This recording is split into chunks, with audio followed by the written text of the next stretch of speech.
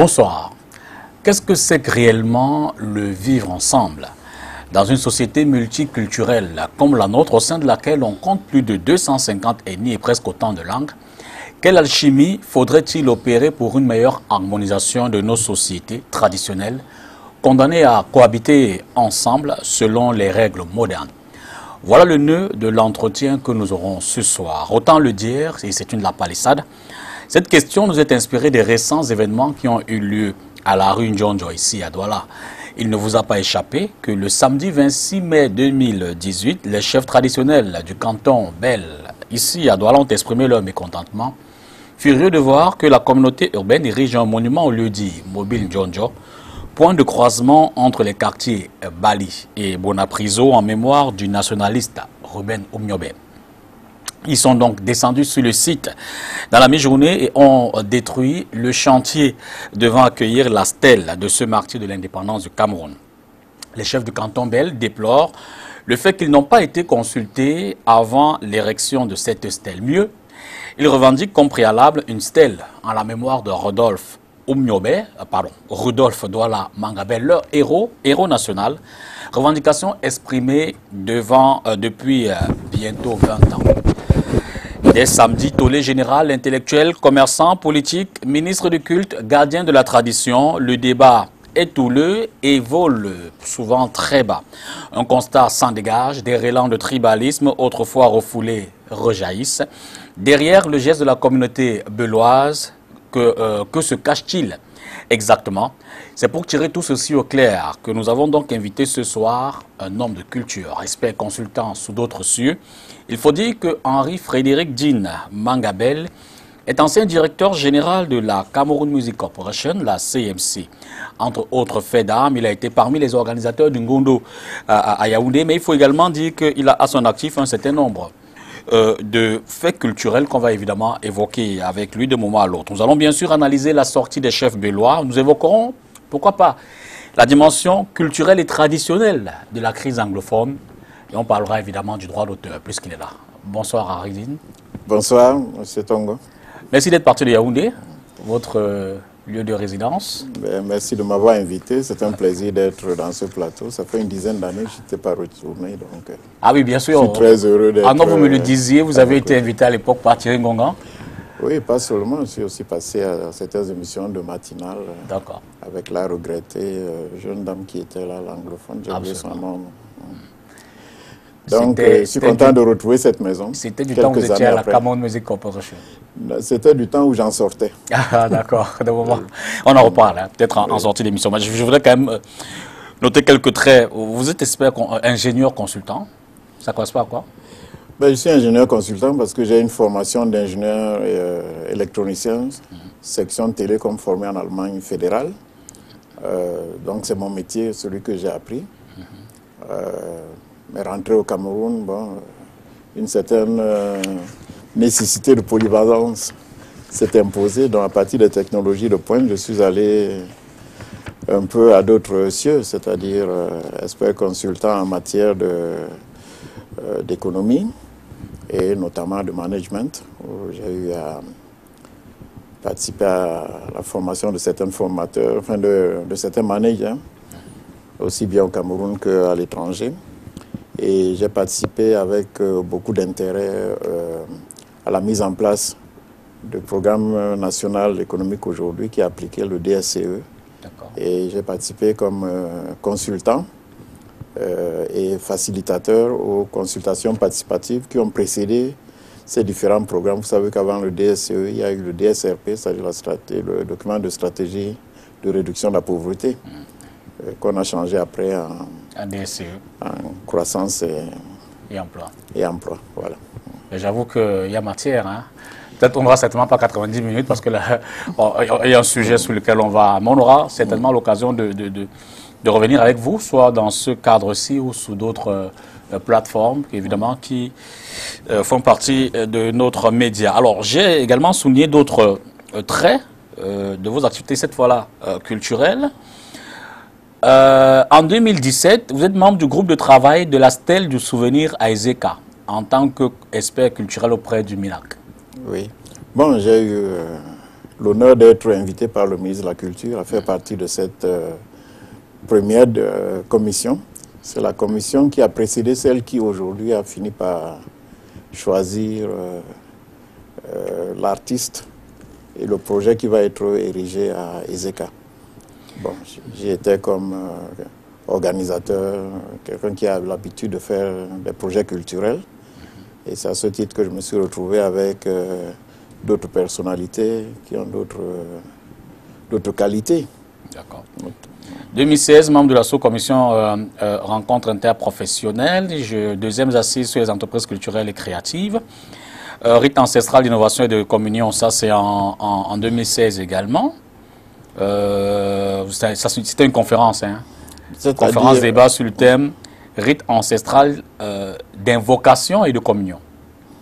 Oui, bon, vous savez que, bon, étant un ancien, j'allais dire un membre très intéressé pour la modernisation du Ngondo, où j'ai participé en tant que président du comité d'organisation pendant une dizaine d'années. Je suis impliqué régulièrement dans tout ce qui se fait en matière de culture dans notre ville de Douala, mais aussi à Yaoundé, bien entendu. 2011-2012, organisation des éditions Tété Combo, à l'occasion de la mort héroïque du roi Rodolphe Douala Mangabel, pendu par l'administration coloniale allemande. Préparation du cinquantenaire 2014 de cet événement tragique de l'histoire du Cameroun. Il n'y a pas eu de polémique autour, hein? C'était le centenaire. Oui. Non, à l'époque, il n'y avait aucune polémique, enfin à ma connaissance. Hein. C'est-à-dire, en réalité, Rodolphe Douala Mangabel ne mérite et n'a eu jusqu'ici aucune politique. Il n'y a que ces derniers jours où je lis des choses absolument ahurissantes à son égard. Mais il fait l'unanimité aussi bien auprès de ceux qui furent nos colons et qui l'ont assassiné, c'est-à-dire les Allemands eux-mêmes. Quand ils en parlent, il n'y a pas de doute sur la personnalité dont le Cameroun peut s'enorgueillir. De 2001 à 2010, vous avez été président de la commission culturelle et organisation du Ngondo à Douala. Oui, je suis même très fier d'avoir participé à un nouvel essor de cette vénérable institution, et notamment de sa fête qui commençait à battre un peu de l'aile. Et avec le Ngondo Messanidi, où nous sommes venus en force, renforcer l'équipe en place. Je suis très content de ce que nous avons en terre à l'époque et qui permet au Ngondo de continuer à vivre sur cette lancée jusqu'à aujourd'hui. Et puis il y a le Saragosse 2008. Bon, ça c'est la participation du Cameroun au Festival de l'eau à Saragosse. Là, j'avais été plutôt expert pour le ministère du Commerce. Et là, j'ai participé en tant que conseiller en ce qui concerne, parce que le thème c'était l'eau. Et la partie culturelle que le Cameroun voulait aussi amener. Et j'ai eu à proposer, et cela a été admis, que deux cultures de chez nous sont particulièrement des cultures de l'eau. Il y a le Ngondo, qui est pratiquement issu de l'abondance de l'eau autour du fleuve Vori et tous les fleuves environnants, les populations qui y vivent et tout. Et il y a la population Mosgoum, issue de l'extrême nord, qui est une population de l'eau aussi, qui vit de la pêche, mais seulement, elle, c'est une culture qui est due à la rareté de l'eau. Donc les Mosgoum sont à la poursuite de l'eau. Vous savez, quand les maillots s'assèchent en saison sèche, les Kiri bougent et suivent l'eau là où elle est, parce qu'ils sont des pêcheurs. D'ailleurs, mais entre-temps, les Mosgoum sont arrivés jusqu'au bord du fleuve Vori, je crois que vous le savez. Et ils sont les voisins des pêcheurs Sawa Ayoup et à ce qu'on appelle aujourd'hui la digue. Concert de musique au Fiolemi de Agaroua. Bon, là, j'étais juste conseiller artistique. Des amis à moi, quand ils organisent des choses, ils m'associent souvent pour donner des conseils. Là, j'étais un peu loin, un lointain conseiller artistique. Vous étiez à la Coupe du Monde 94.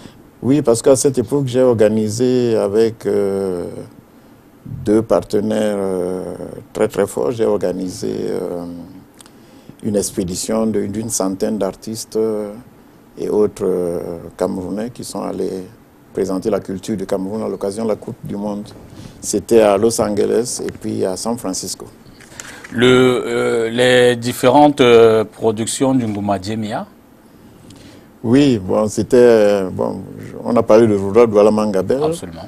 Jeune étudiant, jeune ingénieur au Cameroun, la chance d'avoir été en Allemagne fédérale, donc de pouvoir lire dans le texte la vie de Rudolf Waldemar Gabel m'a permis d'être d'abord très imprégné de sa personnalité.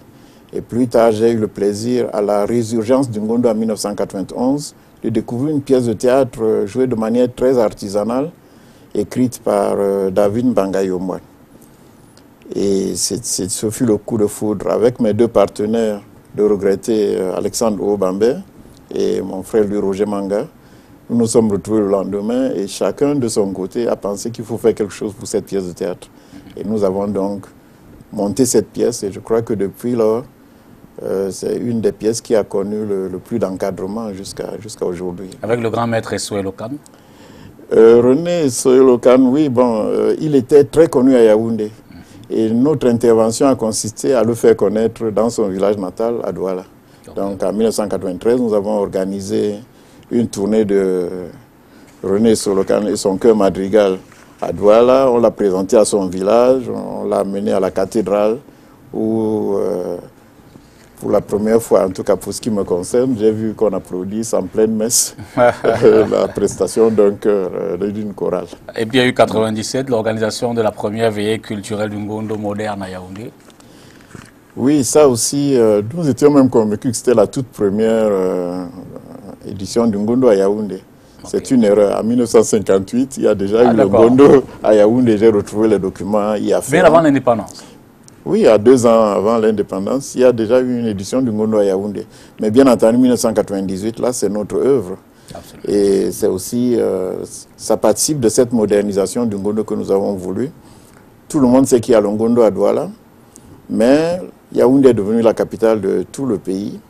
Et il était nécessaire pour rapprocher la culture Sawa du littoral des autres Camerounais d'aller à la capitale.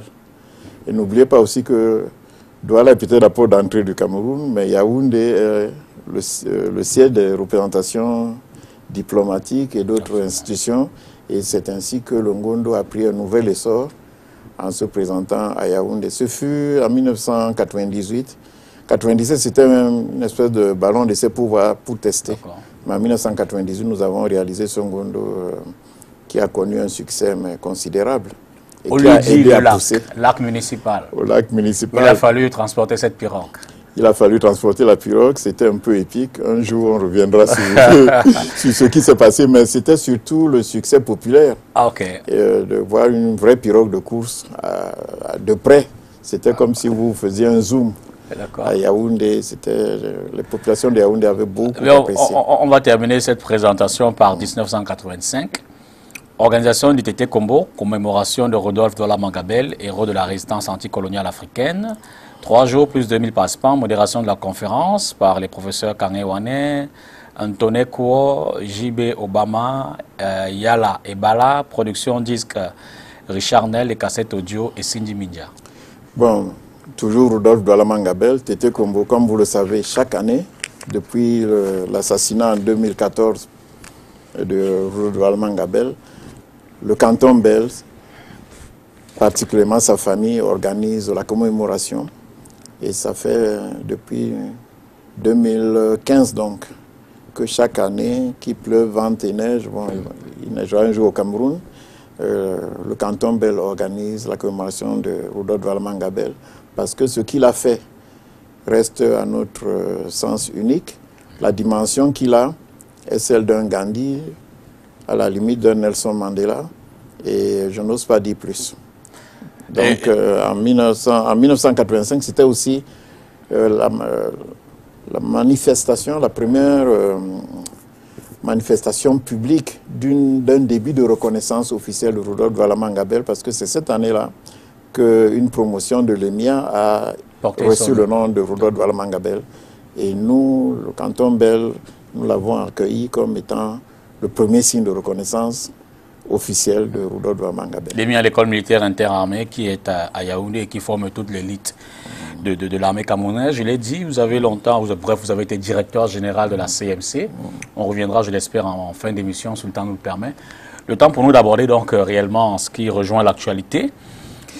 Peut-être on va commencer par nous situer. Situer un peu l'architecture de la ville de Douala? Comment est-ce qu'elle se présente? Les différents cantons qui sont installés ici. Est-ce qu'on peut en dire, en termes de présentation peut-être sommaire, une situation géographique, un bref historique de ce qu'est la ville de Douala? Bon, bien entendu, la ville de Douala est une ville ancienne.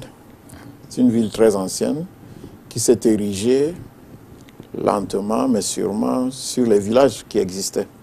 Donc, on ne va pas remonter à l'Antiquité. Mais si on prend Douala juste avant la colonisation, vous voyez que de Bonandio à Daïdo, c'est pratiquement un alignement des villages qui se continue jusqu'à ce qu'on appelle Aquanor. La ville s'est développée beaucoup plus, évidemment, en aval du Vouri, donc à partir de ce qu'on appelle le plateau Josse aujourd'hui, où habitaient ceux qu'on appelle aujourd'hui Canton Bel. C'est là qu'ils habitaient. Et ce site, vous le savez, ça s'est terminé de manière dramatique avec l'expropriation, puis l'évacuation du Canton Bel Manu Militari par les Allemands. Donc, du Canton Bel, on tombe à Aqua, puis on arrive à Daïdo. Et dans chaque quartier, pratiquement le long du fleuve, on passe d'un village à un autre. Bon, et bien entendu, en arrière-pays, il y a nos voisins et frères, les Bassa de Douala et les Bakoko de Douala.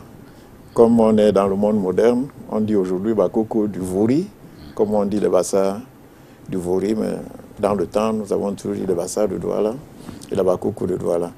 De l'autre côté du fleuve, c'est une histoire du canton Bel, encore une fois, c'est-à-dire une partie du canton Bel se retrouvait de l'autre côté du fleuve, donc à ce qu'on appelle aujourd'hui Bonaberi.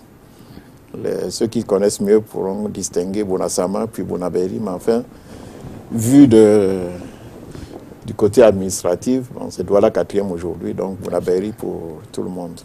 Voilà grosso modo le côté géographique. L'installation à Douala s'est passée d'après nos légendes.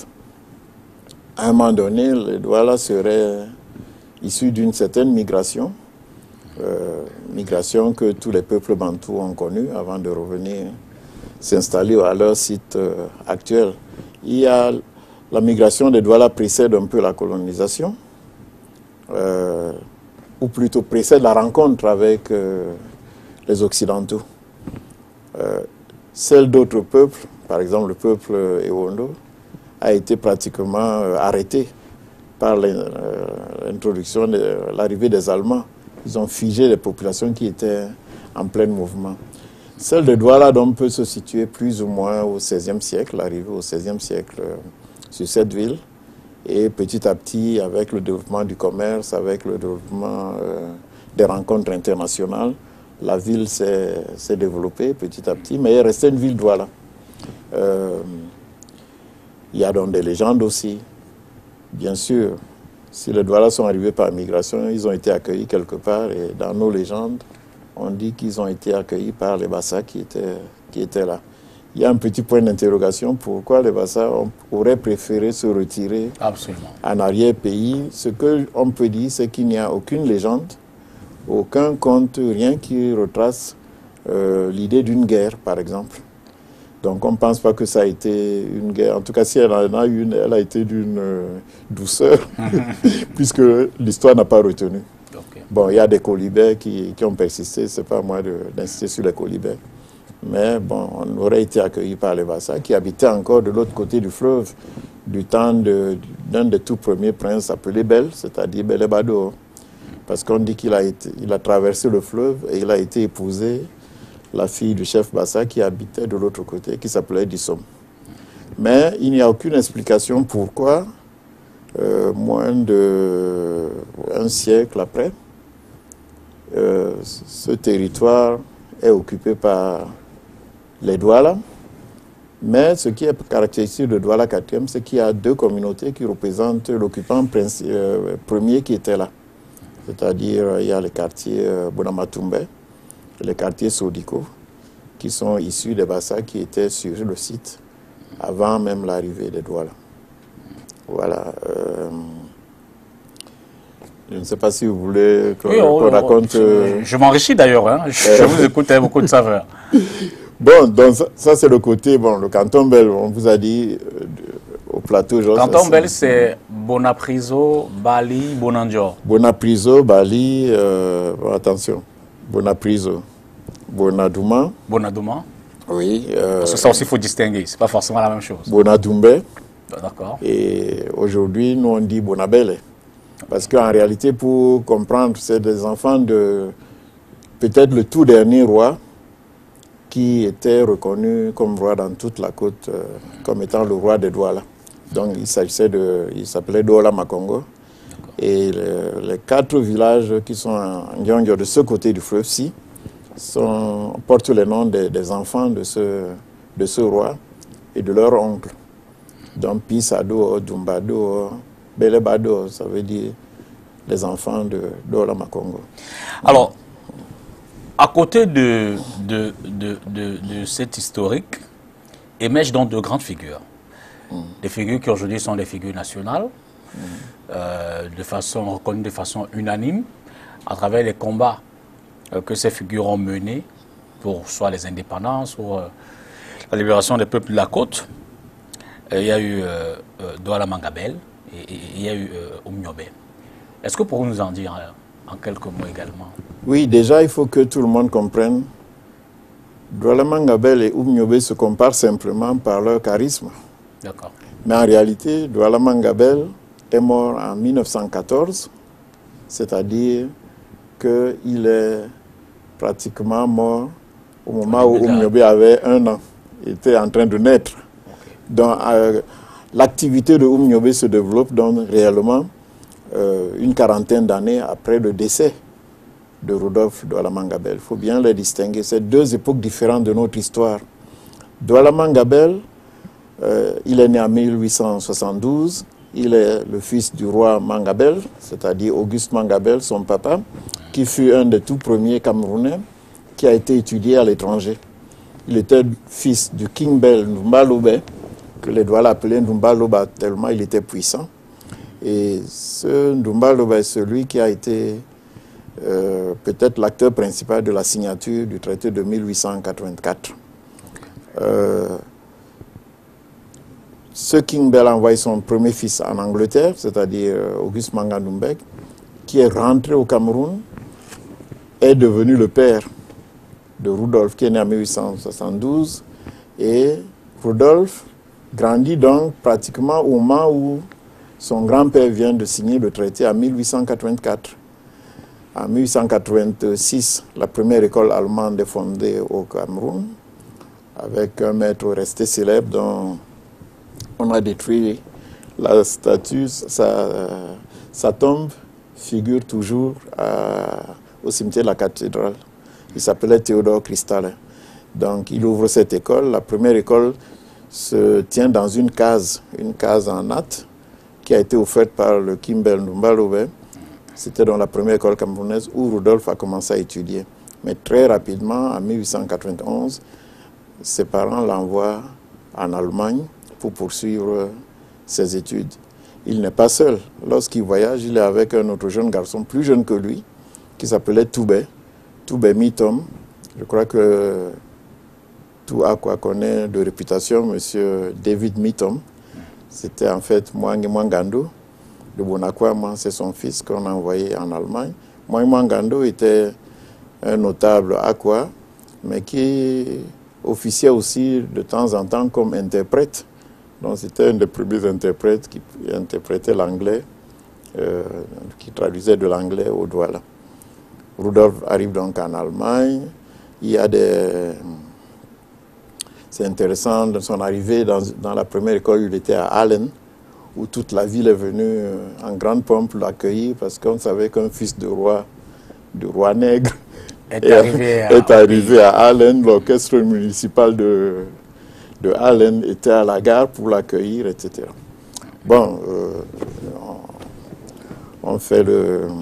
Ça, c'est un peu Douala Mangabel. Ça, c'est Douala Mangabel. Et ses batailles, ses combats, c'est... Bon, son combat, il y a plusieurs combats. C'est intéressant à connaître. Absolument. Déjà, il faut dire, il vient d'où? Douala Mangabel est le fils de ceux qui ont signé le traité avec les Allemands. Okay. Ce traité est un traité absolument controversé, très mal compris. Les Douala ont vendu le Cameroun. Bon, mais pour ces chefs qui étaient là, c'était que il y avait une situation inéluctable, celle de la colonisation. Rappelez-vous, partout en Afrique, il y a eu des réactions multiples. Ceux qui ont pris les armes contre la puissance coloniale qui arrivait, ceux qui n'ont pas pris les armes, le résultat est le même. Toute l'Afrique était colonisée quelques années après. Les chefs Douala ont pensé que devant cette situation qui leur semblait inéluctable, il valait mieux accompagner le processus, le maîtriser eux-mêmes, que de laisser les autres faire avec force. Donc, ils signent ce traité en mettant leurs desiderata, qui sont inclus dans le traité, mais ils en avaient beaucoup d'autres qui n'ont pas été inclus finalement dans le traité. Mais tout de suite, dès le lendemain de la signature, ils constatent que c'était un traité de dupes. Nous savons qu'eux-mêmes, les chefs qui ont signé, croyaient pouvoir tromper les Allemands. La preuve, si vous lisez le traité, il est totalement ambivalent. D'une part, on abandonne la souveraineté au profit de ces firmes allemandes qui représentaient l'Allemagne. Et de l'autre côté, sur le même texte, on édicte un certain nombre de clauses qui montrent qu'en fait, qui sont totalement contraires à oui, par exemple, qui dit que bon, tous les traités que nous avons avec les puissances étrangères restent valables. La douane que tous les bateaux devaient payer sur les chefs reste absolument à payer. Les terres de nos ancêtres, et ça c'est le nœud, les terres de nos ancêtres, les terres qui sont cultivées, celles où nos ancêtres ont été enterrés, resteront en la possession de leurs possesseurs actuels et de leurs descendants. Ça veut dire, finalement, on vous donne la souveraineté, mais on garde tout, la politique étrangère, c'est nous. La possession des terres, ben, c'est nous.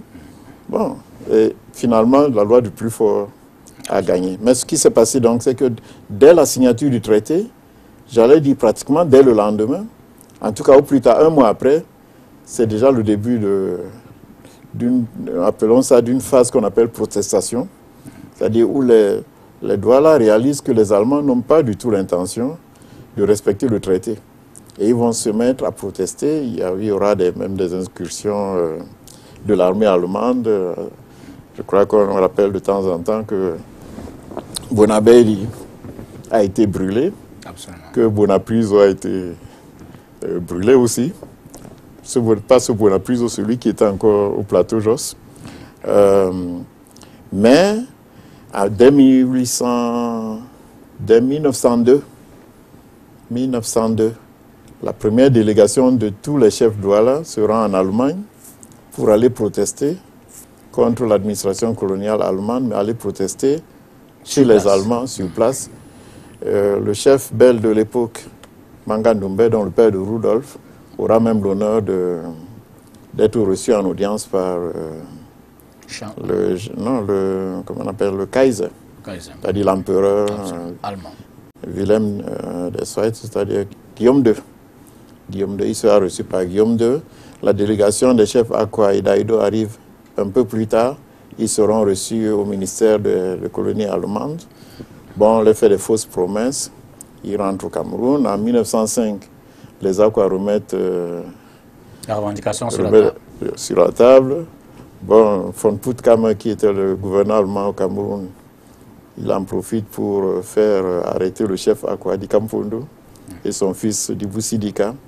Bon, ça va continuer. Vous allez voir que les 30 années de présence allemande au Cameroun sont pour les Allemands 30 années de lutte contre des gens absolument irascibles. Les Douala, c'est ça qui les a poussés à transporter d'abord la capitale à Buea. Parce que tous les jours, ils étaient assaillis de Douala qui l'hostilité s'était installée. Oui, parce que bon, les Douala voyaient bien que ce n'était pas ce qu'ils pensaient. Le protectorat se transformait en colonie pure et simple, et eux, ce n'est pas ce qu'ils pensaient. Ils pensaient alors, à l'époque, qu'ils avaient droit à participer eux-mêmes à leur propre développement. Et cela a donc conduit... Donc on peut dire, Rudolf Mangabel est né dans ce contexte. D'accord. il est dans un contexte de bouillonnement, de nationalisme. Et lui-même, rentré d'Allemagne, où il a appris le droit, dans un premier temps, il rentre dans l'administration coloniale. Mais il va démissionner très rapidement pour se mettre au service de son père. Parce qu'à ce moment-là, il se passe des choses. Les termes de la traite avaient changé. Il fallait trouver de nouveaux débouchés. Les Allemands avaient fait venir leur propre firme qui allait maintenant faire le commerce jusqu'à l'intérieur du pays. Ils ont coupé la voie au Douala qui était monopoliste dans ce qu'on appelle le commerce intermédiaire, c'est-à-dire de la côte vers l'intérieur, c'était le monopole des Douala. Les Allemands ont changé les données. Il fallait trouver de nouvelles ressources pour survivre. Et Manga Ndoumbe Auguste a développé avec son fils d'autres stratégies, notamment les Douala vont devenir des planteurs. Ils vont imiter les grandes plantations allemandes qui, une des plus grosses est devenue la CDC plus tard. Et eux, ils vont se mettre à faire de la plantation, exporter et tout. Les premiers hommes d'affaires prospères émergent. Par exemple, le célèbre Mandé Sibel, qui exporte son cacao jusqu'à Londres. Bon. Dans ce contexte, Rudolf Douala-Mangabel est d'abord une espèce de personne dont on dit qu'il est bien éduqué, il est tranquille. Il est même chrétien parce que son père ne l'était pas. Son père, d'ailleurs, qui avait une trentaine d'épouses, il ne pouvait pas être chrétien. Rudolf est chrétien, il se marie à l'église, il est le pionnier de l'église aujourd'hui appelée EEC. Et pour les Allemands, c'est un père tranquille, quoi, un garçon bien. À la différence de Mpondoa, quoi, le fils de Dikampondo, qui est connu comme un rebelle qu'on combat tout le temps. Mais en 1908, il se passe quelque chose. Manga Ndoumbe meurt, Rudolf Douala-Mangabel devient, le prince héritier devient le nouveau roi. Et c'est à peu près moins de 2 ans après que l'administration coloniale décide que le plateau Jos, qu'on connaît aujourd'hui sous le nom de Bonandio, est la terre qui appartiendrait, qui serait mieux aux Blancs, Allemands, et que pour développer la ville, certes, l'Allemagne avait un grand projet pour la ville. La ville de Douala, pour eux, devait devenir la plus grande ville de la côte occidentale africaine, mais sans les populations locales. Donc, ils avaient décidé d'évacuer. Il fallait donc évacuer en premier les Bellois et les mettre loin à l'arrière-pays, assez loin pour que les Européens puissent se déployer tranquilles sur les terres des ancêtres de ceux-ci. Bon, leur projet ne concernait pas que les Bellois. Il y avait un projet New Aqua, il y avait un projet New Daido. Bon, on est en période allemande, eux ils disent Neu. Les plus anciens à Douala savent que nous on disait Neubel. Et on dit même parfois Neubel en Douala. En réalité, c'est Newbel. Donc, ils ont fini par réussir simplement à déporter les Bellois, c'est-à-dire ceux qui sont du clan des Belles. Ils ont été déportés du plateau Jos et on les a mis à l'arrière-pays, assez loin, et on a dénommé cet endroit Neubel, le Newbel d'aujourd'hui. C'était évidemment un drame.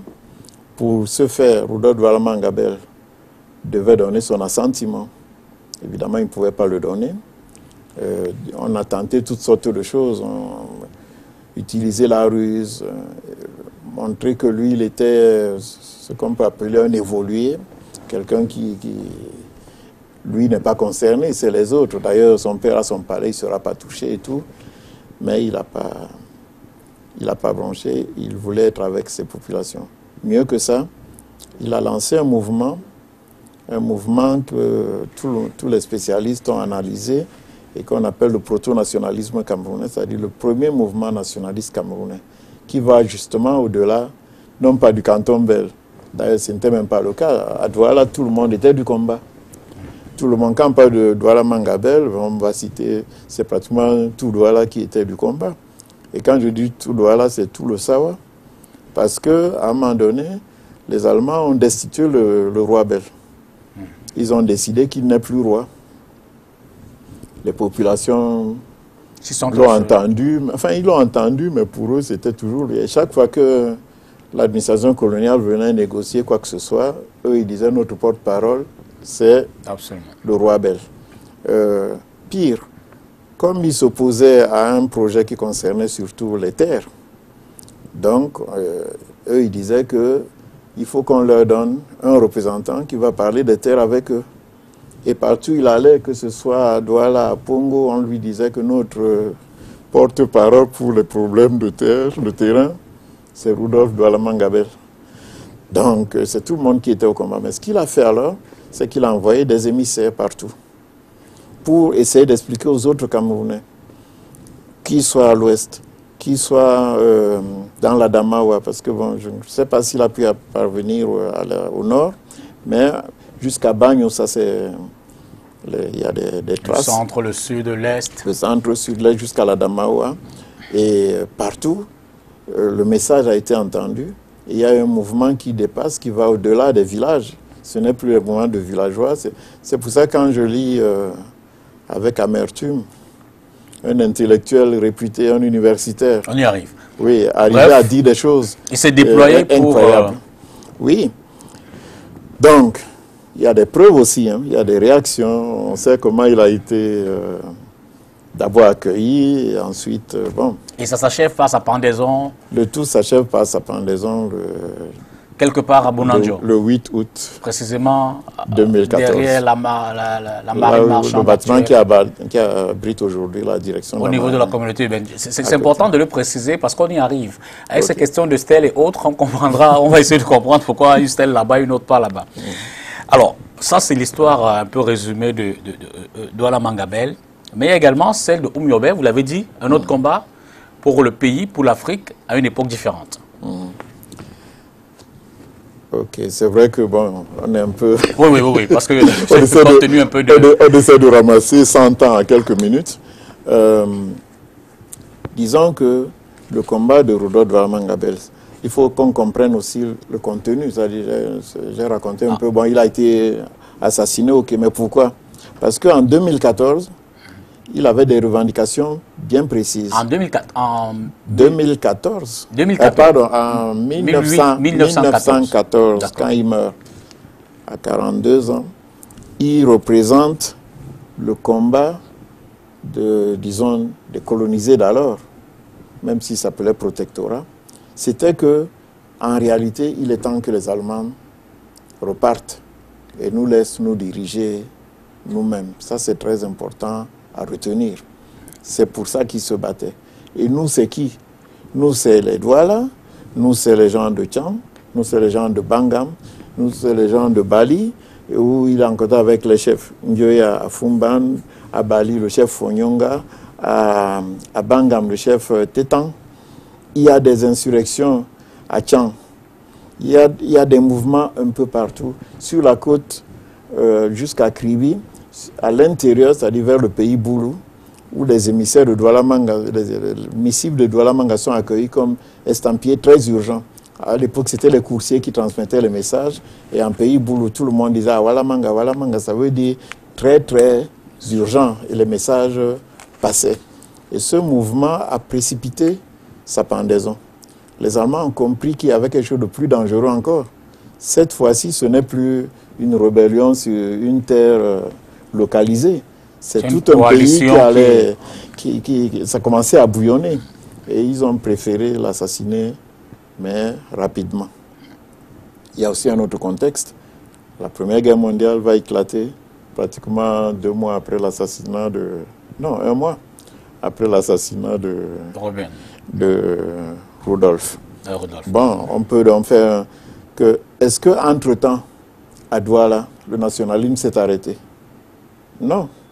Il est mort, mais le nationalisme a continué. Il y a quelques dates marquantes. Il y a, par exemple, en 1919, la Première Guerre mondiale s'est achevée. Les Douala apprennent que la conférence de la paix, qui se réunissait à Paris, a décidé de séparer le Cameroun en 2 parties. Une grande partie sera dirigée par les Français, une partie plus réduite sera dirigée par les Anglais. Qu'est-ce qu'ils font? En août 1919, août 1919. La guerre est finie. Ils écrivent aux Alliés. Ils écrivent aux Alliés. C'est une pétition signée de... Il y a les chefs, par exemple le chef du canton Bel, le chef du canton d'Aïdo. Il y a ce qu'on peut appeler l'élite de l'époque. Toute l'élite qui a signé cette pétition, c'est de dire, eh bien, la grande nouvelle que tout le monde entier attendait, c'est de la victoire des Alliés contre les forces obscurantistes. Cette nouvelle est parvenue jusqu'à nous. Et la nouvelle que la nouvelle société, qu'on appelle Société des Nations, va se mettre en place, nous est parvenue. Et nous nous réjouissons que cette société, la Société des Nations, a pour objectif de mener les peuples jusque-là assujettis vers l'émancipation. Eh bien, nous aussi, ici, nous souhaitons bénéficier de cette émancipation. Et c'est ainsi que, à l'époque, ils disent, nous pensons que nous sommes déjà mûrs. Nous sommes mûrs pour nous diriger nous-mêmes. Bon, évidemment, c'était à l'époque un peu agressif pour les forces alliées qui entendaient cela. Donc, pour adoucir, ils avaient ajouté, mais si toutefois, vous estimez qu'il nous faut encore un peu de temps pour jouir de notre autonomie complète, alors laissez-nous choisir nous-mêmes notre puissance tutrice. Je ne sais pas si vous vous rendez compte de ce qui se passait à l'époque. Donc, en 1919, les chefs Douala demandent l'autonomie du Cameroun pour une future indépendance. Cette attitude de recherche de l'autonomie, de la gestion de nos affaires par nous-mêmes, pour nous tous les Camerounais, pas pour eux, pour tous les Camerounais, a persisté pendant toutes les années 20 jusqu'aux années 30. Tenez, je le disais tout à l'heure, en 1937, il y a celle que les historiens préfèrent appeler Union camerounaise de Paris, parce qu'il y a une Union camerounaise à Paris qui a été mise sur pied à l'instigation de deux intellectuels, entre guillemets à l'époque, Jean Mandesibel et Léopold Moumetia à Paris, et qui en 1937 revient sur les demandes qui ont été faites par le passé et demande eux aussi l'autonomie en disant que voilà bientôt 20 ans que la nouvelle puissance tutrice nous gère. Les nouvelles puissances tutrices nous gèrent. Nous voulons pouvoir, nous avons suffisamment de cadres formés maintenant pour pouvoir nous gérer nous-mêmes. Et il y a un danger. Le danger, c'est que le système anglais qui est de l'autre côté et le système francophone de notre côté sont tellement différents que ça pourrait nous séparer davantage. Cela pourrait nous, effectivement, nous rendre tellement différents alors que nous sommes un même peuple. Donc il est temps que nous puissions... Et c'est dans cette mouvance que s'inscrit le combat de Rudolf Unyobé. Rudolf Unyobé, en 1935, vient de commencer le travail comme enseignant. Quelque temps après, il va devenir juriste parce que, bon, après l'école qu'il a faite à Foulassi, qui est aussi un foyer de liberté et d'indépendance, c'est là que notre hymne national est né. C'est là que Unyobé a fait ses études. Bon, il a été renvoyé parce qu'il était un peu trop têtu, mais il a fini par faire ses études par correspondance. D'abord, faire ses examens en tant que candidat libre, puis des études par correspondance. Et en 1939, il a sa première... à l'époque, il y avait première partie du bac, deuxième partie. Il a sa première partie du bac. Il devient greffier. Donc, il découvre le droit, mais parallèlement, il découvre la condition des travailleurs sous la colonie. Et c'est ainsi qu'il va devenir syndicaliste. Et lorsqu'en 1945, on autorise la création de syndicats, il crée le célèbre USCC, l'Union des syndicats confédérés du Cameroun, dont il devient le secrétaire immédiatement. Et à la foulée de l'autorisation des syndicats, en 1947, on autorise aussi la création des partis politiques. C'est ainsi que naît le 10 avril 1948, l'UPC, qui est donc le premier parti politique camerounais, qui a été créé et dont Oumniobé deviendra le secrétaire général. Mais il est intéressant de noter parce que à la lumière de ce qui se dit aujourd'hui, il faut savoir que Oumniobé évoluait entre Nyoubel et Nkomondo. Qui dit Nyoubel dit Canton Bel. Et qui dit Nkomondo dit jusqu'à aujourd'hui Canton Bel, même si les populations qui habitent Komondo sont majoritairement Bassa. Lorsque le parti politique UPC se crée le 10 avril 1948, c'est dans un bar qui se trouve à Nyoubel, qui s'appelle Chez Sierra. Et ceux qui sont là, une dizaine de personnes, parmi elles, il y a 4 personnes qui sont des Sawa. Je vais les citer parce que certaines familles vont reconnaître les leurs. Il y a Jacques Ngom, un Pongo Songo. Il y a Georges Yemi, un Bakoko. Il y a 2 Douala, Léopold Moumetia et Ngosso Théodore, qui sont là. Bien sûr, il y a d'autres ethnies. Il y a Bouli Léonard, qui sera d'ailleurs le premier secrétaire général de l'UPC. Il y a Joseph Etoundi. Et il y a Charles Assalé, qui deviendra plus tard le premier ministre du Cameroun. Mais il n'y a pas Oumniobé. Oumniobé n'est donc pas fondateur de l'UPC. Bon, mais nous savons tous qu'il était de la mouvance.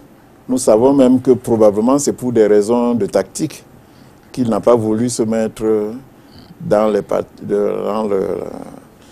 parmi les membres fondateurs parce qu'il était déjà un syndicaliste connu et qu'il avait été politiquement recommandé que les syndicalistes restent d'abord en retrait. Même donc en fait, si je comprends bien, c'était pour donner toutes les chances à ce mouvement naissant pour naître, s'épanouir et pouvoir se déployer. Oui, mais il est intéressant de noter que ce mouvement, dès même sa naissance, n'est pas un mouvement d'une ethnie quelconque. Ah d'accord, ok.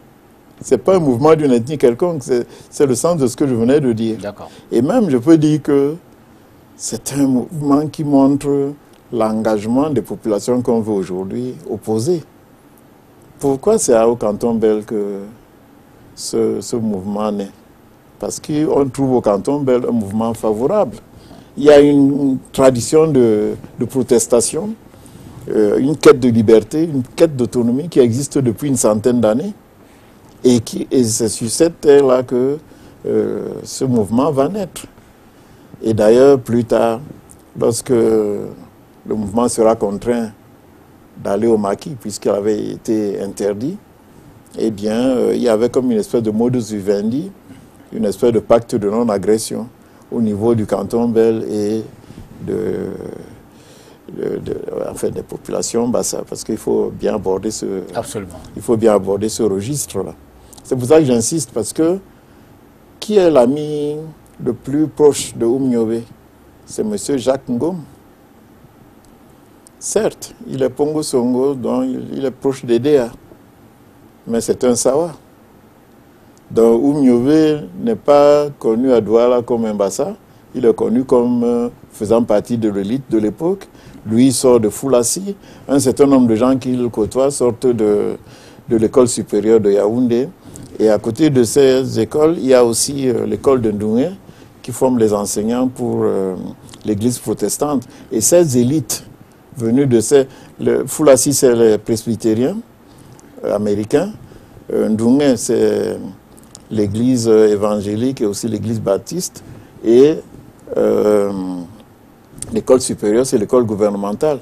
Ces cadres, c'est ceux-là qui vont créer le Cameroun nouveau. C'est eux qui vont réclamer l'indépendance et c'est eux qui vont l'obtenir, bien sûr, avec des sorts différents. Alors, dans la suite, donc, il y a le maquis. Bon, il y a le maquis. En 1955, l'UPC est interdite. Notons qu'à aucun moment, l'UPC, enfin, Oumniobé n'est pas un va-t-en-guerre. C'est plutôt, entre guillemets, c'est un intellectuel. C'est quelqu'un qui pense, c'est quelqu'un qui... C'est quelqu'un, un cadre col blanc, c'est pas... Bon, donc, et c'est pas un guerrier. Mais il est contraint parce qu'on a interdit l'UPC et il est obligé de rentrer dans la clandestinité parce que, bon, on lui reproche un certain nombre de choses qu'il n'a même pas commises. Et il va rentrer. C'est ainsi que, bon, je ne veux pas revenir sur les émeutes de mai 1955, où les avis sont partagés. Encore qu'on peut, en un mot. Les Français ont déclenché une espèce de répression. Ils disent eux-mêmes qu'ils ont arrêté 600 personnes, qu'il y a eu, je ne sais pas, une cinquantaine de morts. L'UPC a toujours dit qu'il y a eu 5000 morts. Bon, maintenant, il faudrait avoir été à l'époque pour vérifier. Mais ça a dû être suffisamment terrible pour que des personnes qui vivent en ville décident de rentrer dans la brousse qu'ils n'ont jamais connue ou alors quand ils étaient enfants. Bon, lorsque l'UPC est dans la clandestinité, il y a des missions qui s'organisent pour le retour de Oumniobé dans la vie civile.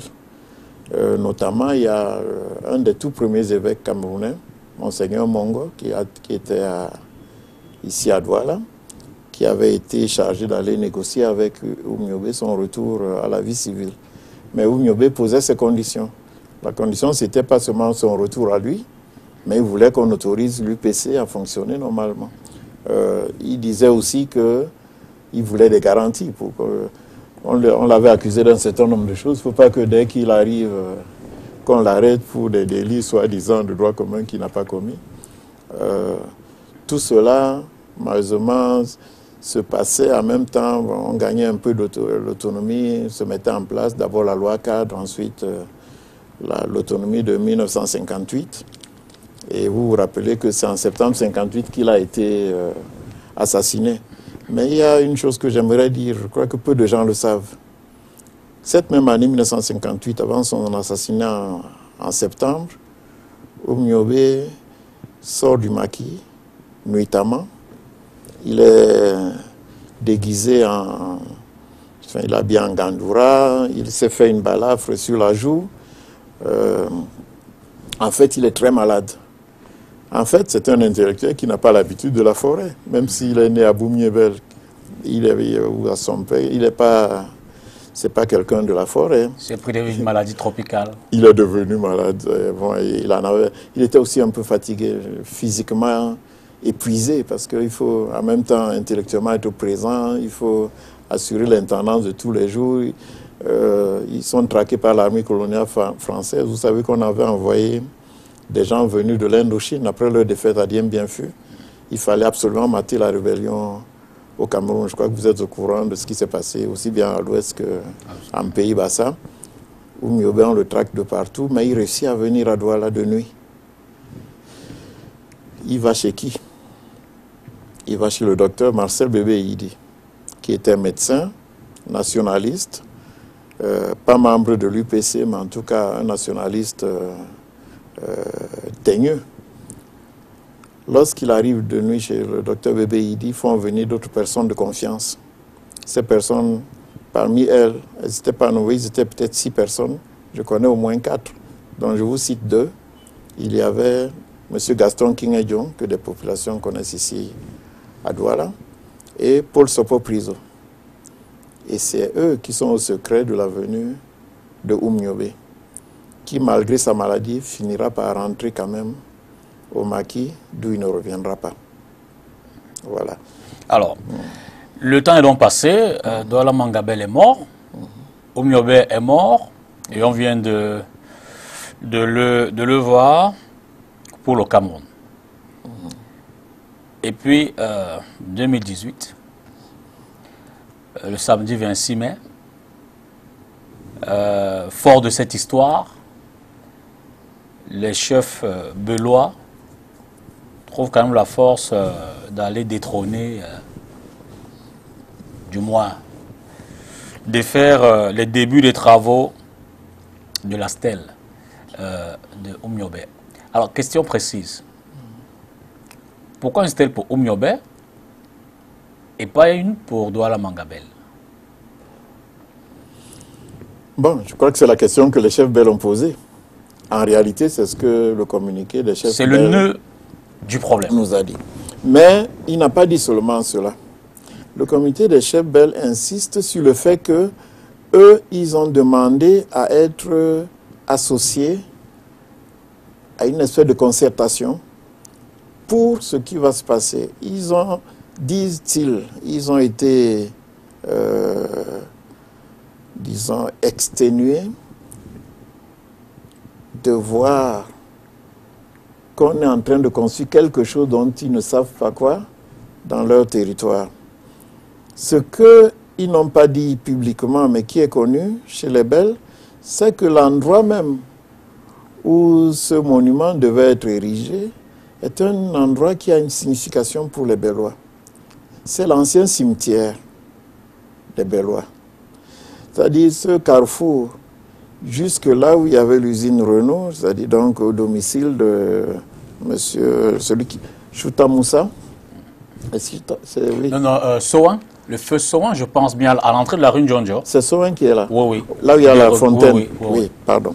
C'est monsieur Sohan André. Tout cela constituait le cimetière. Donc, déjà mettre une stèle dans notre cimetière, creuser.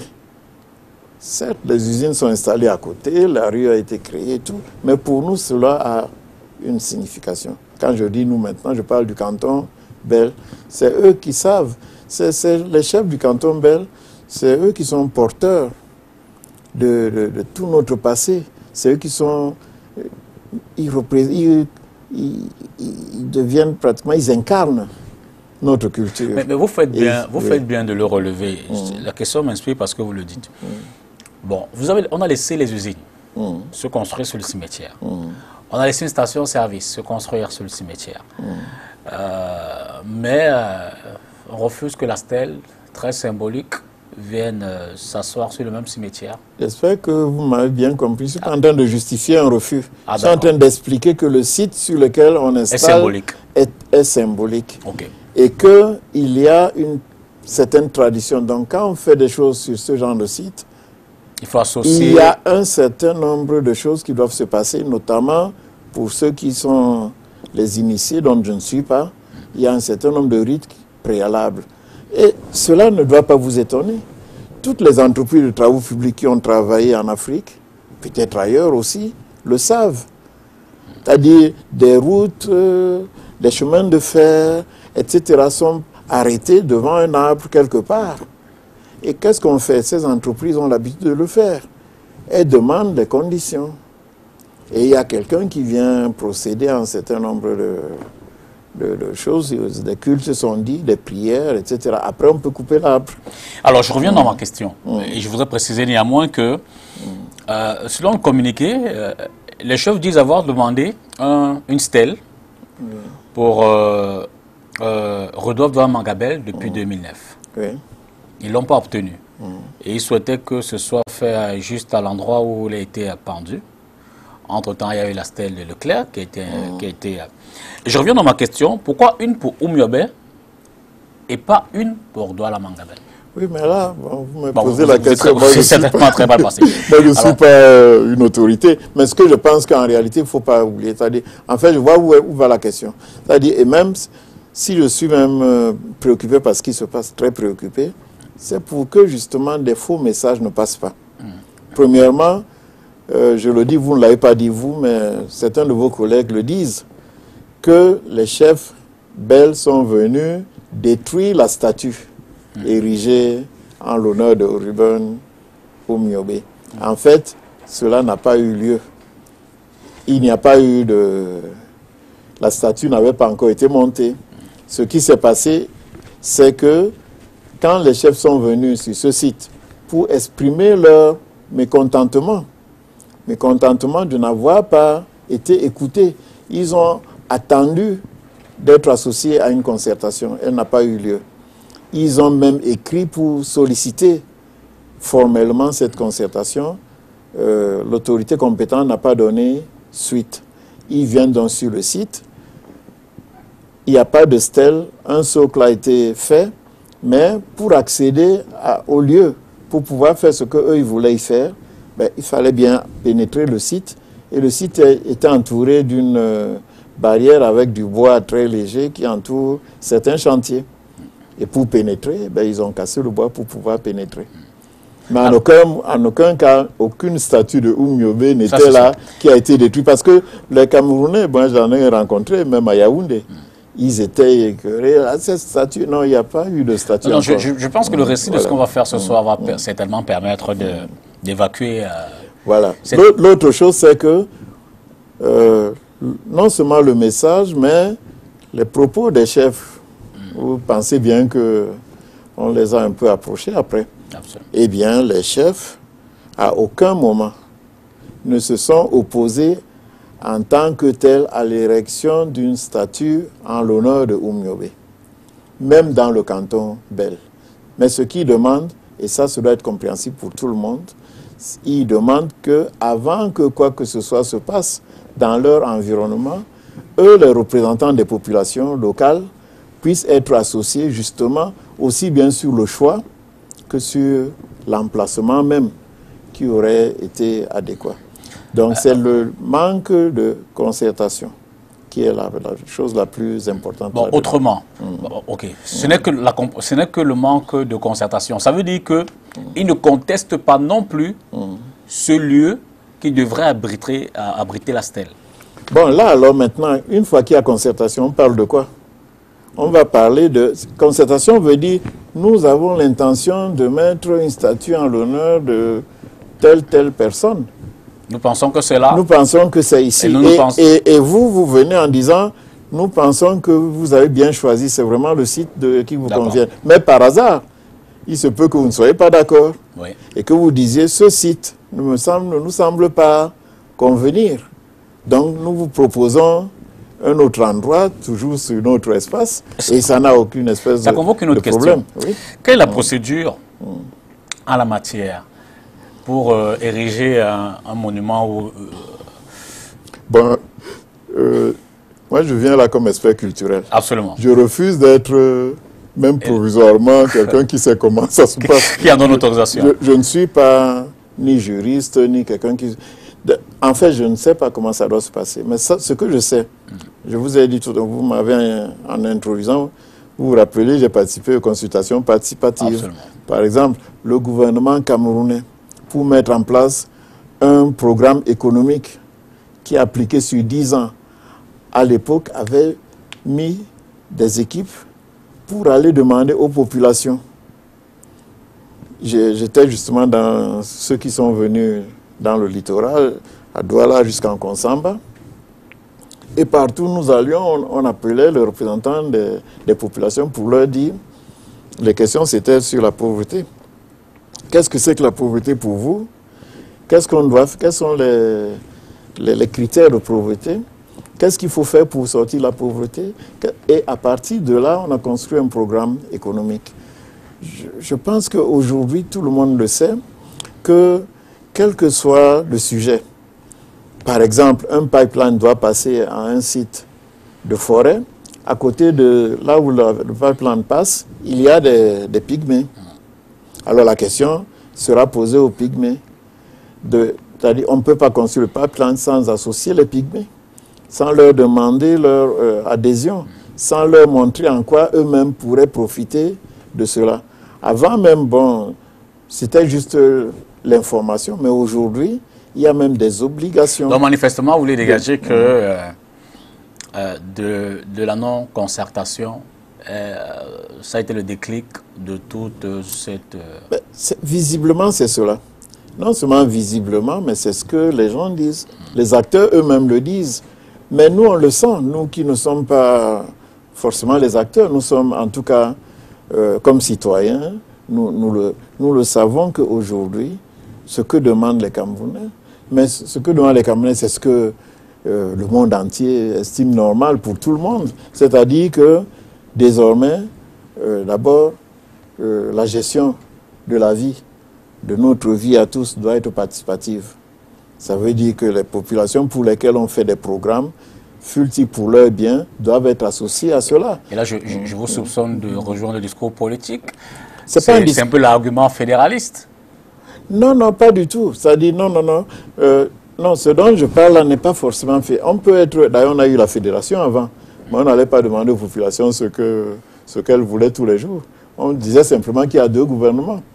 Et un troisième, le fédéral. Non, non, ce qui se passe là, c'est pas la politique, c'est de la gestion. C'est le management du développement.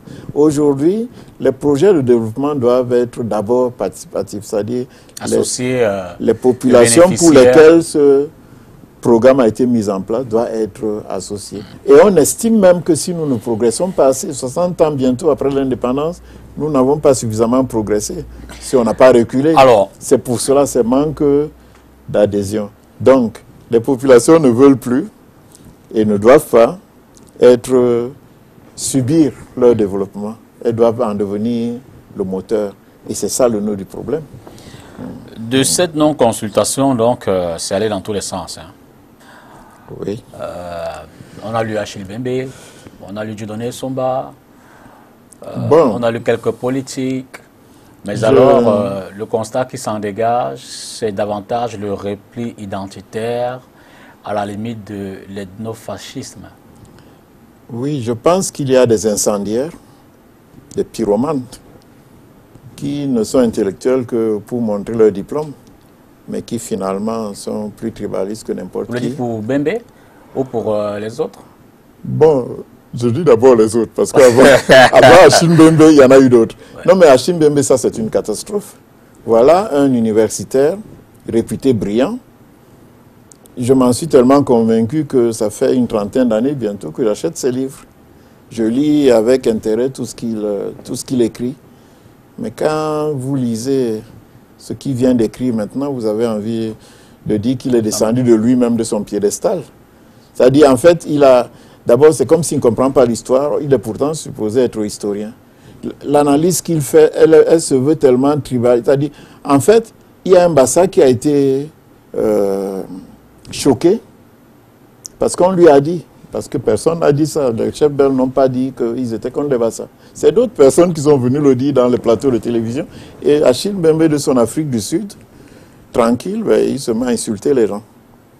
Ah, c'est même l'occasion de rappeler que, quand même si effectivement, ce que les Mbembe diraient, c'est-à-dire que les chefs Sawa n'ont été que des vandales de toute leur existence, c'est ce qu'il a dit. Bon, même si c'est les pires gens, parce qu'ils ont tout vendu jusqu'à ce qu'eux-mêmes ne savent plus où dormir. Ce qui est faux, vous savez bien, il y a les expropriations, il y a les différentes administrations, y compris postcoloniales, ont maintenu qu'actuellement, par exemple, à New Bell, il n'y a aucun titre foncier. Pourquoi? Parce que c'était les terres réservées aux Belges, mais qui ont été attribuées aux autres. Et il n'y a pas de titre foncier. Bon, il y a d'autres territoires. Mais je veux dire, un intellectuel de sa trempe, je ne sais plus si quelqu'un pourrait encore le croire.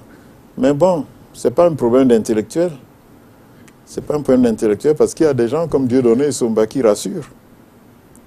Qui rassurent. Et il y en a un certain nombre. Il n'y a pas que les braillards qui insultent les gens. Mais ce que je voulais dire, c'est que même si ces gens-là étaient si bêtes que cela, même si, comme le dit mon grand frère de Liberman, M. Anani Binzi, qui ose dire qu'il n'y avait que des ignares qui étaient à cet endroit-là, ignorant qu'il y avait un des ténors du barreau camerounais qui était là, ignorant qu'il y a un des hauts cadres des activités maritimes qui était là, ignorant même que, bon, bref, il me déçoit. Ce n'est pas un problème de niveau. Le niveau, il est ailleurs. C'est celui qui dit comme ça qu'il n'a pas de niveau. Et c'est bizarre. Bon, revenons à ce que je voulais dire. Je voulais dire qu'il faut au minimum de respect. Là où les gens dorment chaque nuit, il faut respecter cette terre-là. Mais je veux dire que je ne veux pas non plus me positionner en juge. Je prends le cas idéal. L'acte des chefs aurait pu être légitime, légal, tout ce qu'on peut trouver de bien, mais il aurait peut-être fallu expliquer avant.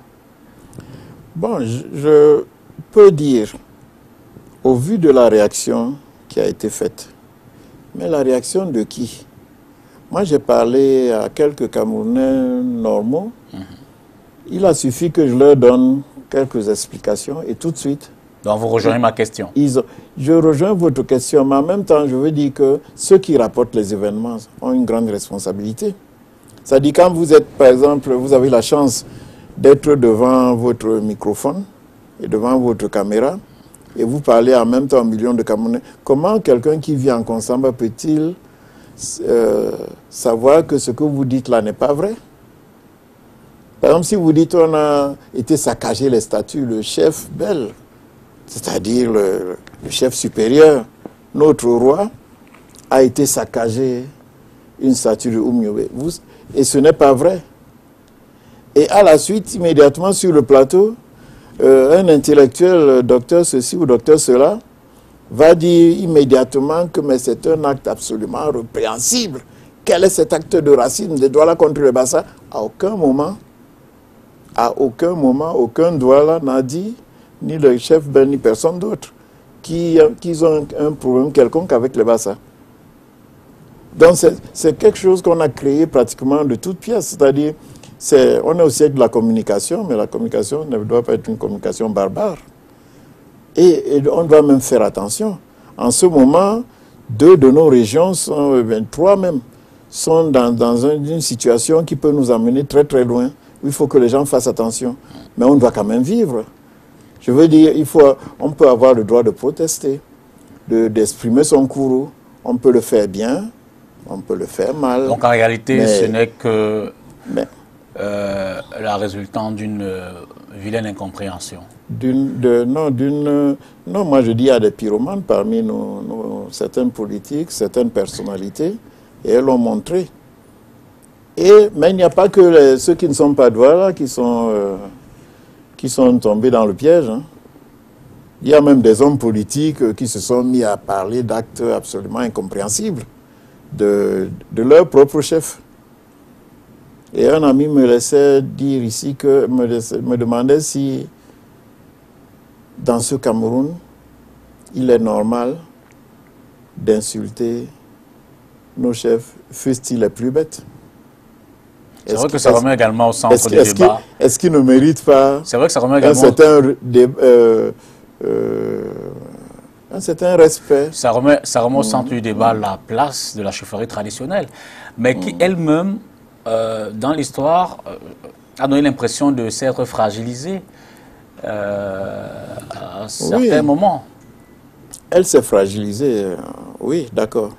Mais en même temps, il faut dire, elle ne s'est pas fragilisée toute seule. On l'a bien aidée. Donc, alors, comment on en sort? Bon. Le mal est fait.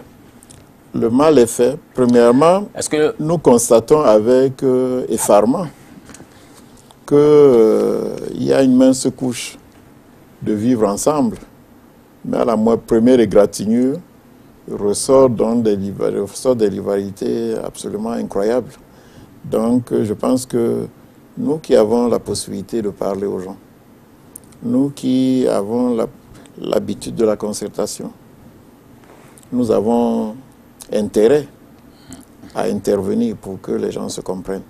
D'abord, je le dis ici avec force, il n'y a pas de guerre tribale ici. Étant Douala et étant un peu quelqu'un qui est le témoin un peu de l'histoire, je peux dire que ce n'est pas ici. Ce n'est pas les Douala qui vont faire la guerre. Il n'y a pas de guerre Douala-Bassa, il n'y a pas de guerre Douala-Bamileke. Il n'y a pas de guerre. Ce sont les Douala qui, les premiers, ont instauré le vivre ensemble. Et le carton Belli a joué un rôle prépondérant. Ils sont à la naissance du Cameroun. Ils sont au premier mouvement d'émancipation du Cameroun. Ils sont à l'indépendance du Cameroun. Tenez, la première pétition qui demande nommément l'indépendance du Cameroun est la pétition du Ngondu, qui a été déposée auprès des représentants de l'ONU en 1949, au mois de décembre. Alors, maintenant, il faut sortir de cette incompréhension. Qu'est-ce qu'on fait? D'abord expliquer. Donc, expliquer calmement. Bon, je dois le dire. Mon intention, c'était de faire d'abord un appel au calme. Laissons les insultes. Il n'y a pas non plus pleurer dans la demeure. Hein. Laissons les insultes. D'accord. Laissons les insultes. Mais parlons.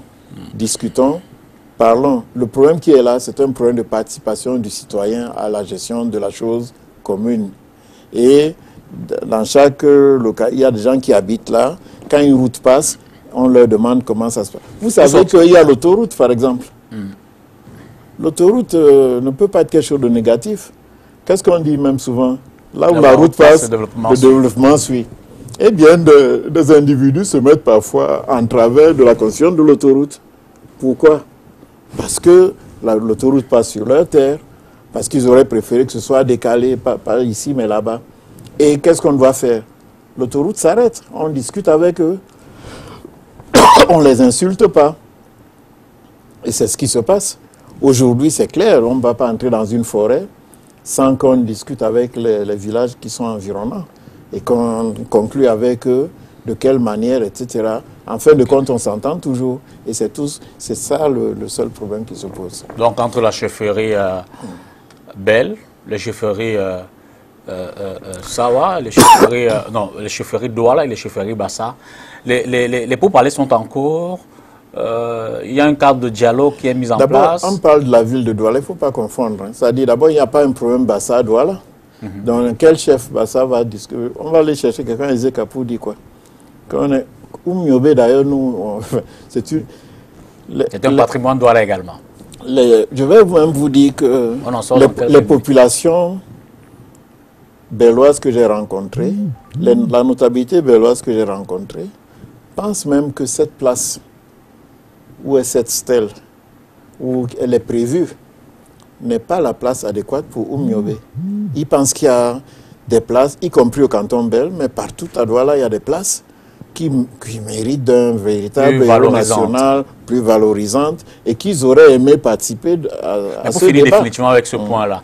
Mais on leur reproche néanmoins d'avoir laissé le monument du général Leclerc à la poste de Bolonjo là-bas. Je ne sais pas ce que nos chefs en pensent. Vraiment, je n'ai pas discuté avec eux du monument Leclerc, mais je parle de moi-même. D'accord. Moi, je pense qu'une ville doit représenter à tout moment son histoire. C'est-à-dire, dans la ville, on doit voir qu'à un moment donné, les Portugais sont passés par là. Aujourd'hui, il y a les Chinois. Demain, il y aura... C'est comme les strates géologiques. C'est-à-dire, on va dire, ah, ça c'est l'ère précambrien, ça c'est telle ère, ça c'est telle ère. C'est-à-dire, il y a bien une histoire coloniale ici. Moi, je ne suis pas pour débaptiser les rues. Je suis pour construire de nouvelles rues et y mettre nos noms. D'accord. Voilà, mais ça c'est mon cas. On en a terminé. Oui. Un mot sur, je l'ai dit, la dimension socio-culturelle et traditionnelle de la crise anglophone. Bon, la crise anglophone a pris une forme actuellement dramatique. Ce n'est plus une crise. C'est tous les jours qu'on entend des assassinats de tous les côtés. Ça a pris une dimension qui me fait particulièrement peur. Qui est de la chefferie traditionnelle? Non, ce qui est par rapport à la chefferie traditionnelle, d'abord c'est un rappel que les anglophones sont devenus anglophones, je vous l'ai dit, en 1919, par la décision de la conférence de la paix de Paris. Mais avant, c'était des Camerounais. Donc, ces Camerounais-là, ils ont leurs frères à côté. Ils parlent la même langue, ils ont la même culture. Bon, ils sont quand même anglophones parce qu'ils ont vécu pendant une quarantaine d'années, un peu moins. Ce que je voulais dire là, ce qu'on peut faire, c'est que si on pouvait laisser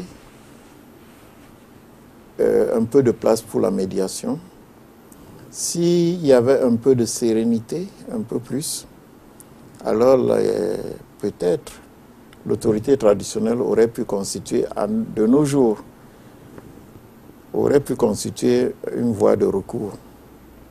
Mais je suis un peu en doute. Mais ce que j'ai dit pour nos frères qui s'inquiètent par rapport à Oumiobe, Rudodo, Mangabel, c'est ce que je dis pour la crise anglophone. C'est-à-dire, véritablement, nous devons tous participer à un appel au calme. C'est-à-dire qu'il faut laisser la voix à ceux qui peuvent parler à tout le monde. Et nous tous, nous devons nous y mettre. Si vous connaissez, même... Parce qu'en fait, il y a une crise qui aurait pu être que politique, est devenue une crise armée. C'est-à-dire c'est devenu autre chose. Et là, il faut qu'on revienne pratiquement à la case à la case départ. La chefferie traditionnelle aurait pu jouer. Les Sawa ont d'ailleurs une chance, puisqu'il existe encore, tout au moins officiellement, ce qu'on appelle SOWE là, Southwestern Littoral Chiefs Conference. Et voilà un cadre qui peut permettre, au moins du côté littoral sud-ouest, de faire le rapprochement. Parce que ces chefs-là connaissent quand même leurs enfants. Les chefs du sud-ouest, là où en ce moment les gens sont dans la rue, connaissent ces enfants, s'ils sont des Camerounais. Et je pense qu'ils ont une chance de pouvoir intervenir. Alors, il nous reste environ 9 minutes. Hein. Et ce n'est pas assez pour parler du droit d'auteur. Non, mais bon, je crois que le droit d'auteur, c'est toute une autre chose. Bon, disons en un mot que j'étais fier de pouvoir participer à la mise en place d'un droit d'auteur efficace, utile aux artistes. Vous savez, mes rapports avec l'art, c'est un peu comme dans Obélix. Il est tombé dedans quand il était petit. Donc c'était ça. Je connais des artistes, je les ai produits. Je vis avec des artistes presque... Mais vous en êtes sorti marqué. Pardon? Vous en êtes sorti marqué. Du droit d'auteur? Oui, bien sûr. Les artistes sont des gens... Ils ont un génie qui fait que leur sensibilité est à fleur de peau. Elle est parfois exacerbée, mais ce n'est pas eux le problème. Qu'est-ce qui fait problème? Non, le problème, en tout cas, de celui que moi j'ai vécu à l'époque, c'était certains fonctionnaires qui ont goûté du virus, le virus de la corruption, et qui pensent que derrière chaque institution qui est greffée à un ministère, il y a de quoi s'enrichir pour eux, et qui mettent les bâtons dans les roues. Ce n'est pas les artistes, bien sûr, ils sont un peu braillards, ça dérange un peu, mais il y en a aussi qui sont très très réfléchis et avec lesquels on peut bien travailler. Vous pensez, parlant des fonctionnaires, que ce virus persiste, il est toujours présent? Pourquoi la question du droit d'auteur ne décolle pas au Cameroun? Pourquoi toujours autant de batailles? C'est que cet argent-là qu'on se discute, est-ce qu'on ne peut pas faire autrement? Il y a des textes qui ont été mis en place, il y a des choses qui ont été construites. À chaque fois, il y a les interventions de fonctionnaires. C'est eux qui font mourir les différentes sociétés. Maintenant, il y a des interventions qui ont été véritablement néfastes, qui ont empêché le mouvement de se mettre en place. Mais je pense qu'un jour, le droit d'auteur va mieux s'en sortir. Moi, je ne suis pas candidat à quoi que ce soit au droit d'auteur, mais l'expertise que j'ai acquise reste. Donc, je la mets à disposition pour qui veut l'entendre. En fait, il faut appliquer le droit d'auteur. Quelles sont les pistes? Ben, la piste, c'est l'institution qui est chargée, c'est-à-dire l'organisme de gestion. Il y en a peut-être, je ne sais pas combien aujourd'hui, CMC, SOCAM. Non, il n'y en a pas combien. C'est-à-dire, en fait, on peut faire, c'est ça le droit d'auteur, c'est-à-dire on peut faire une association et dire qu'on est là pour défendre le droit d'auteur. Mais bon, mais elle vit chez elle, l'association. À tout moment, chaque Camerounais peut créer une association. La seule association qui est autorisée à agir en matière de droit d'auteur est celle qui dispose de l'agrément du ministère de la Culture. Donc, à partir du moment où le ministère a choisi telle association pour faire le droit d'auteur, ben c'est elle qui est l'organisme de gestion. Et les autres, ils peuvent bavarder. En même temps, l'octroi de cet agrément doit suivre bref, est encadré par la réglementation. Oui, je pense, oui. Bon, et je pense qu'elle a toujours été encadrée, sauf un cas que je connais, c'est-à-dire où le ministre de l'époque est entré à bras raccourcis à la place des ayants droit, il a installé qui il veut. D'ailleurs, jusqu'à là, c'est là que le problème était resté. Mais moi, aujourd'hui, bon, on ne revient pas sur ces choses-là. Moi, je pense que il y a, comme dans tout, il y a moyen de sortir de l'ornière. Mais la solution, en réalité, c'est de laisser travailler les gens. Il y a évidemment, il y a des gens qui ne savent pas ce que c'est que le droit d'auteur. Il y a des artistes qui ne produisent pas de musique, mais qui sont tout le temps en train de brailler dans les couloirs. Ils sont prêts à aller faire assassiner des gens. Bon, mais ceux-là, je crois que l'autorité doit savoir comment faire avec eux. Henri-Frédéric Djinmanga, nous sommes arrivés pratiquement à la fin de ce programme. Vous avez peut-être un mot de la fin? Ben, le mot de la fin, d'abord, c'est vous remercier d'avoir permis que je puisse m'exprimer sur ces sujets assez délicats. J'espère que j'ai pu faire passer le message, parce que ce qui est le plus grave, c'est le retour à une idée qui serait le contraire du développement du Cameroun, c'est-à-dire des tribus les unes contre les autres. Mais tous les Camerounais savent que c'est même antinomique de leur vie au quotidien. Je connais le roi Bel actuel. C'est quelqu'un de nature très pacifique. C'est pas un va-t-en-guerre. Et surtout, c'est pas un tribalisme du tout. Bon, donc, quelles que soient les apparences, ce qu'il y a, c'est qu'il y a des principes. Et malheureusement, et là, je suis déçu parce que moi, j'ai aussi vécu dans l'admiration de Oumyobé, et pas seulement de lui. Mais je pense que c'est malencontreux que ce soit comme ça, mais qu'il n'y a pas de... Le message que je passe, c'est qu'il n'y a pas de guerre, voilà, bah ça, celle-là même n'aura pas lieu. Mais il y a des gens qui, sur les réseaux sociaux, sur les télés, etc., font ce mouvement, mais je les appelle à garder leur calme et la sérénité va se retrouver. Les chefs du canton Bel sont-ils remontés contre la communauté urbaine de Douala? Je ne crois pas qu'ils soient remontés contre l'institution communauté urbaine et surtout pas contre le représentant. Sont-ils remontés contre le délégué du gouvernement? C'est ce que je voulais dire. Je ne pense pas. Ce que je pense par contre, c'est qu'ils sont résolument dans l'optique aujourd'hui qu'il est temps qu'on puisse tenir compte des desiderata des populations locales. Ça veut dire quoi? Ça veut dire que demain, on a parlé, la stèle de Oumyobé, en dehors du nom Oumyobé qui est très grand, en dehors de Rouda Douamanga qui sont très grands, ce n'est qu'une stèle. Mais il y a de vrais problèmes, les problèmes par exemple de terrain, les problèmes de nos terres qui ont été prises parfois sous le prétexte d'utilité publique, et quand l'État n'en a plus l'usage, qui sont redistribués à des personnes que nous on ne connaît pas, alors que nous on n'a même pas une terre de... Pour finir, je voudrais vous situer, je voudrais vous faire un dessin, oui. Et j'espère que vous me direz que je me trompe. J'ai eu dire que la procédure de mise en œuvre ou alors d'érection d'une stèle comme celle-là, la première étape, ça se décide au niveau du conseil de la communauté urbaine, qui soumet à l'autorité en vue de transmettre au président de la République, qui soit valide, soit désapprouve, et renvoie en validation au niveau du conseil qui finalement entérine.